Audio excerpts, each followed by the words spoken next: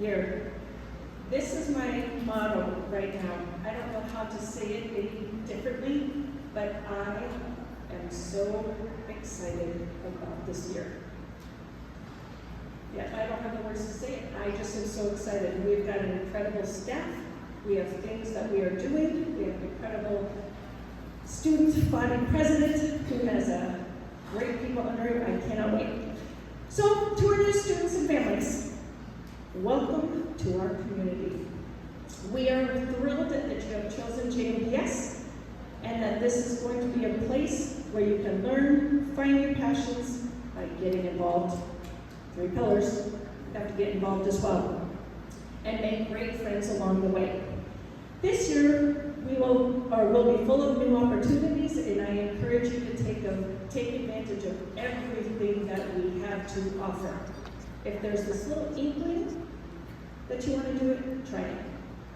Please take advantage of what we have to offer here. Always ask questions, get help when you need it, and get involved. To our returning students, welcome back. As you all know, you all are the heart of this school. Thank you for the many contributions you have made to our community so far, and all the successes that are yet to come. And then to each one of our students. This year is going to be a year of a lot of growth. With that, there are going to be a lot of successes. Be proud of your hard work and celebrate those successes. With growth, though, there are also challenges. Don't you dare let those challenges bring you down. That's when the best learning takes place. You need to remember to lean on everybody around you, whether it is your teachers, the staff, your classmates, your family. Lean on us. We've got you. Don't ever give up. Always strive for excellence, and to always be the best you can be. We are all in this together. This is a new school year, and it is a new beginning. That's one thing I love about education.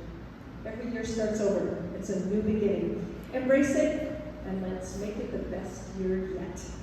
At this time, I would like to introduce this wonderful person, Mrs. Schilling. She has been at the school since the day we opened in 2000. And I have asked her to share some important information about this coming school year.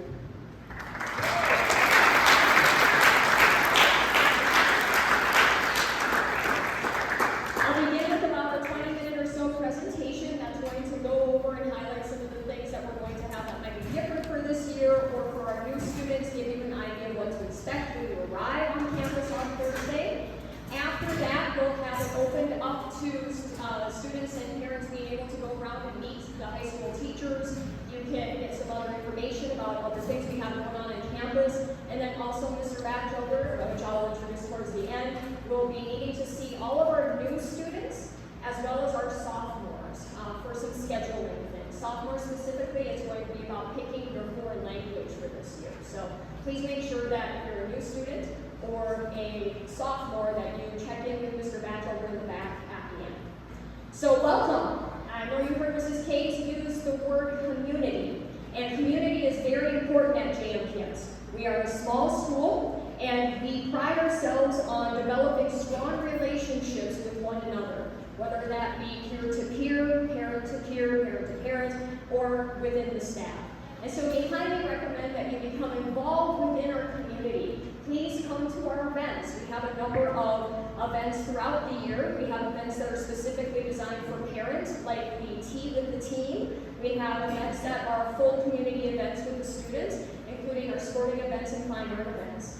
We have such a small community that it's really helpful if even parents and families that might not be directly involved in, let's say, the play or in the sports, go to these events, because that helps to support one another in our endeavors. And even if your own student is not being involved directly in the event, it'll give you an opportunity to get to meet and know the classmates, the friends, and the parents of your particular student. So please make an attempt if you can. We know that everyone is very busy though, and you can't make it to everything, we understand. But please try to be involved because community is one thing that does set us apart. We truly know your students. We develop close and appropriate relationships with them. We have their best interests at heart, and we really value those relationships. And the students, one of the benefits of not having cell phones during the day is that the students talk to one another and develop very close friendships and relationships as well. So that is one of the things that is very important to us on our campus. One of the things that's important is to be kept in the loop of all of these things that are happening so that you can attend. And one of the best things that you can do, and we highly recommend you do if you have not done so already, is to download our James Madison Preparatory School app that can be found on all of the different app stores for the different devices. Even if you go in and type in JMPS, and you go and you scroll a couple down, you'll see our little logo on an app, and you can download that. We're really leaning into using the app and keeping that app updated this year, and so we also have our newsletter that will be going to the app as well. It's the fastest, most accurate way to keep in the loop of what's happening within our community. The Madison Minutes also has some more detailed information, and so that should be going to each and every one of your email addresses. If you don't see on Fridays a newsletter in your inbox, please check your spam folder first, and if it's still not in your spam folder, please contact the office to make sure that we have your email address correct, so that way we can make sure that you're receiving that. That's going to have all sorts of additional details about sporting events and their locations, about when we have our concerts, about other things that are happening on campus, like maybe the food for finals or something to that effect. And it's very important that like when it comes to state testing, that you check for that, because I'll give you some details regarding that. We are also on Facebook and Instagram, so please follow along with us on those platforms. We are using those platforms more and more and trying to highlight our students and their wonderful achievements on there. Also, you can just go to madisonprep.org. Please use the ORG, and that will also on there have a calendar and other information. I know that our dress code and family handbooks are all up there, and you can access that information that way. However, if you need help accessing some of this information, we're always very happy to help, so you can call Mrs. Tran in the office, and she will make sure that she gets you in the right direction. So speaking of communication, a really excellent way to stay in the know, communication-wise, when it comes specifically to our athletics, is through GameSource. Now, we will have the link that you can use to sign up for a GameSource account on our newsletter that's going to be coming up. Mr. Aljawani is going to get that information into the newsletter. And so we would ask that you please sign up. That will give you like live, up-to-date, up-to-the-minute types of information. So let's say that at the last minute, the other team forfeits the game or can't make it, or a location had to change because of flooding on a field or something to that effect, you will receive a notification that will give you that information. So please sign up for that when you see that in our Madison Minutes. Also, a couple of just other items on athletics is that if your student is going to be participating in athletics, there are two things that they're going to need to do this year. One is they're going to need to fill out a physical form, which we do have that paperwork here tonight that you can get if you are so inclined, or if you haven't done that yet for this school year. And the other thing is that they will have to complete a mandatory concussion training. The coaches for the team will have the information on the mandatory concussion training, which has to be done online, but we will also put the information in the link for that training in our next Madison Minutes, so that way you can, if you don't get the information from your student athlete, you should be able to get that information in another way. So, the staff of JMPS. Many of the staff members are the same. We had very little turnover from last year to this because we all love it here. There's so many of us that have been here for so long. This is Mr. Schaefer's and my 25th year at JMPS, and we have a number of teachers that have been here for 20 years, 15 years, and so on. But we do have a few wonderful new faces that we've added to our team. And so as we're going to scroll through here, and you can take a peek at who the new faces are, the students will get the the opportunity after we're done today to go around and meet all of the students, but I would like to highlight for us our new high school teachers in particular that are joining us. First, I'd like to introduce you, and I'm sorry to have to do this to you teachers, I know that it's embarrassing, but we have for our new 10th grade biology teacher, who will also be doing computers and health and advanced biology for the seniors, we have Ms. Malone, and she is in the back room, so welcome.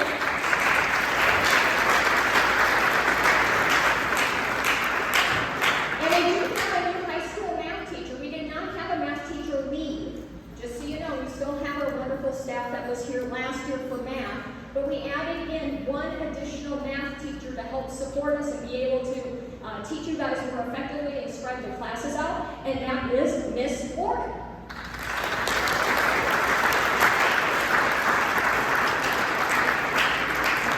Miss Morgan will be specifically teaching Algebra 1, Algebra 2, and Geometry this year, if I am correct.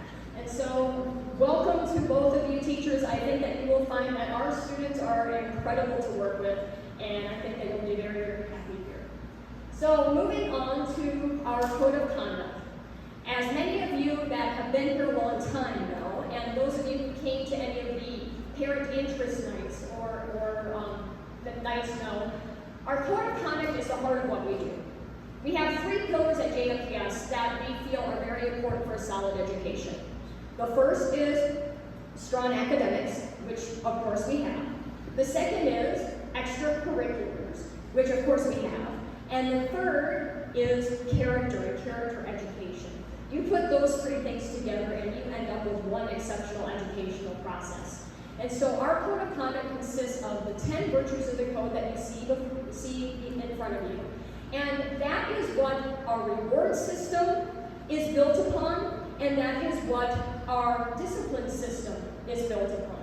When students are rewarded, they're rewarded for demonstrating traits in our code of conduct. And when students are disciplined, which is a learning opportunity also for them, we focus on which code of conduct traits that they may have violated and how that ends up impacting them and others. So we will be talking a lot, especially at the beginning of the year with orientation for the students about the code of conduct and what that means and how we live the code of conduct in our daily lives.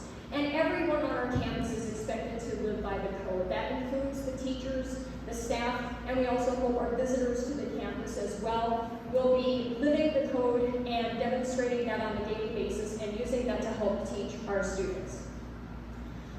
On the first day of school and every day thereafter, you will find a very busy parking lot. And so for the safety of everyone, we ask that everybody please be uniform in how they access our parking lot. Specifically during the pickup and drop-off times during the day, we ask that everyone please enter our campus off from McClintock Drive. And so as you know that on the north side of the church building here, there is a little driveway that goes out to McClintock. Please enter in that direction and come through and around to where the gate area is on this side. And please exit then on Watson. We have a number of students that are in and out of the parking lot throughout the day as we have chore time, and students sometimes in PE will be moving from one area to another. And so we also ask that you always use caution in the parking lot area, and not drive too quickly, as it can be very dangerous for our students and staff. And we would really hate for anything unfortunate to occur. So we ask you to please assist us in maintaining this. The first day of school schedule is going to include some orientation. And so the first day of school at 8 a.m. when you get to campus, please check in with an adult that you might see, or maybe even a student representative that you might see out in the parking lot area, because they'll be helping our new students find the home room for each individual student. And so once each student gets into the room with the teacher, we're going to have some homeroom time first, and students will be turning in their cell phones, of course, because that is every day, and we'll talk a little bit about that in a bit. And then we will go and have a bit of orientation for the entire group. We will take breaks. There will be opportunities for students to get to know one another, particularly in the homeroom and in their grade levels. And then we will, in the afternoon, have a government session. One thing that's that I would go on record as saying that I believe we are the only school around that does this, within the state of Arizona or without, is that we have a truly fully functioning student government. We have an executive branch led by our wonderful student body president who happens to be here with us tonight, Mr. Gribble in the back of the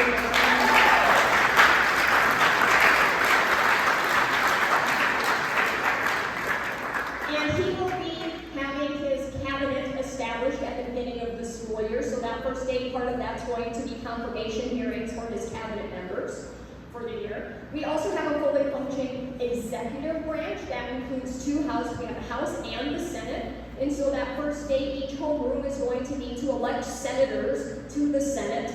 And then we will also be working on creating bills for the year, because all of these wonderful extracurriculars that you see that are available for your students all started as bills presented in the House, usually right for the students to present, and then go through the process to have made those bills into a law that ends up becoming something that happens here on our campus. And so the students are truly living our government system. We also have a judicial branch, which consists of student judges that are going to be nominated by the president, but will have to go through confirmation hearings from their peers, showing that they are responsible enough to be someone who is in charge of helping to adjudicate the lesser offenses on campus, like something like perhaps gum chewing or something like that, and whether a person would be innocent and guilty and all of those things. We have had this functioning system of government at our school since the school started, and that is something we're very, very proud of. And if you're interested, at the end of this assembly, you can go back to the back table. Mr. Gribble has the original constitution that our students from the year 2000 put together when the school first opened, as well as an example of a bill that had been passed. And so it's something that is so truly unique to our school and our way of educating our students, and helps them to become very educated citizens.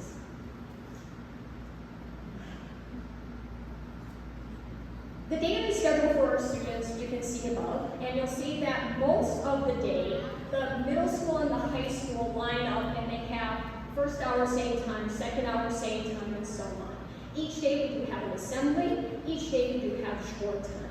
You will also notice on the schedule that the middle school and the high school do have staggered lunches. So the high school does not have lunch at the same time as the middle school. They each have their own space and are able to take a break during that time. Now, one thing I would like to bring to your attention is that if you look at our schedule, we start with first hour and then we go to assembly. For those of you who are coming to our school and this is a new experience for you, at a lot of schools, when you get to your first hour, you'll sit and then you'll hear over the intercom that they will do announcements. They might do the Pledge of Allegiance over the intercom, and then classes get started. At JMPS, classes start at 8. It's very important for your student to be here on time because the teacher actually starts instruction at 8 a.m. And when students are 5 or 10 minutes late, they are missing actual instruction. Now, your student may say, oh, I didn't miss anything important, but honestly, if your student wasn't there, does your student know if what their student missed was important or not? I think we should leave that to the teachers to decide, not the students.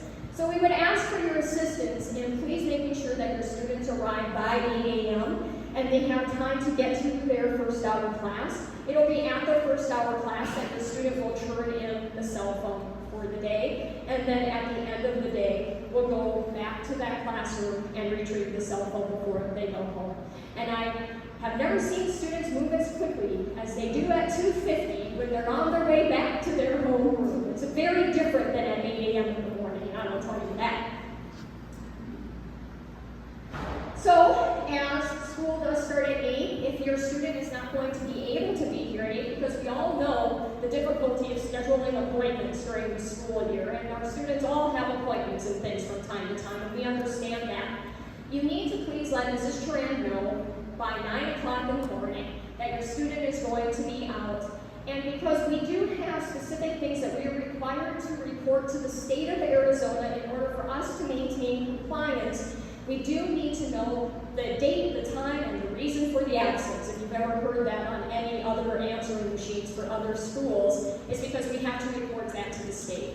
We are not trying to be nosy, we are not trying to be rude. If it's something very personal, you don't have to give detail. It could be that there's a family emergency or a family issue or an illness or an appointment, but we do need to have something like that. If you do not do that, if you do not let the staff know this, then the absence or the tardy will end up being unexcused. And I will ask you to please read your family handbook as to how we handle those unexcused tardies and unexcused absences. But a couple of the details would end up being, if there's an unexcused tardy, that day the student would need to report to lunch detention and serve their lunch detention that day.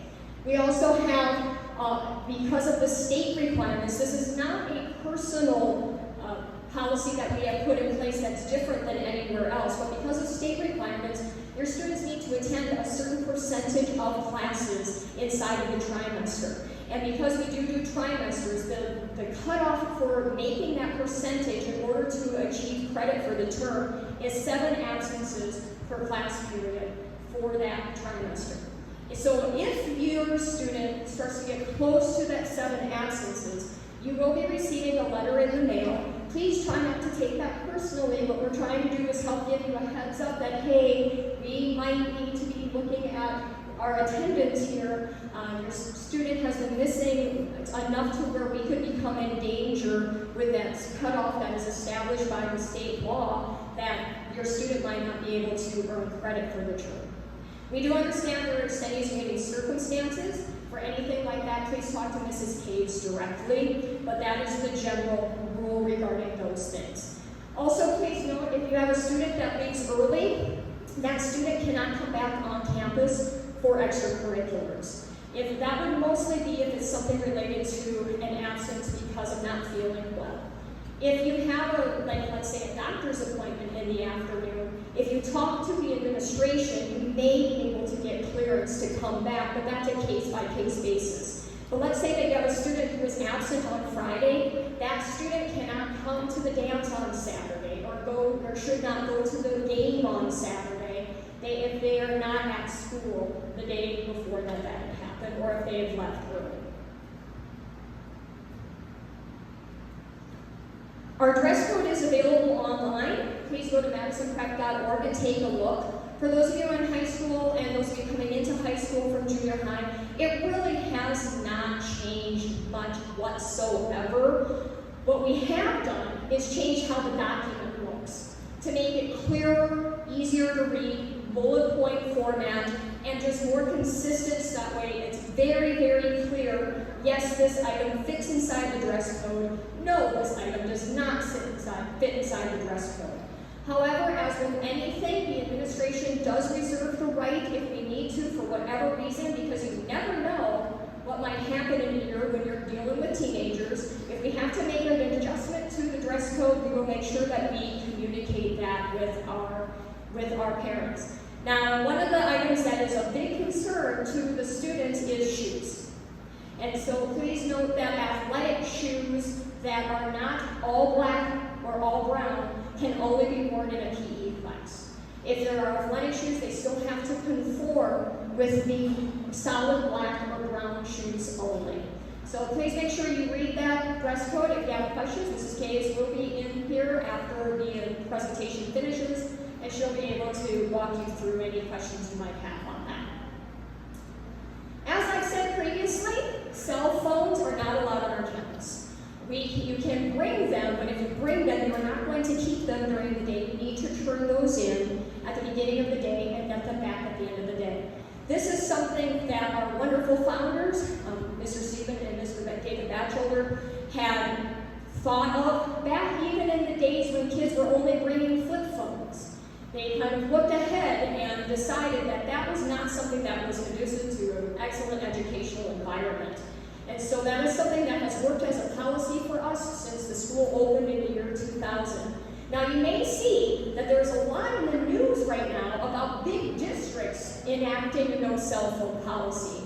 And they are getting and having some difficulty difficulty with that. However, we have not had that same problem, and I think of it as this.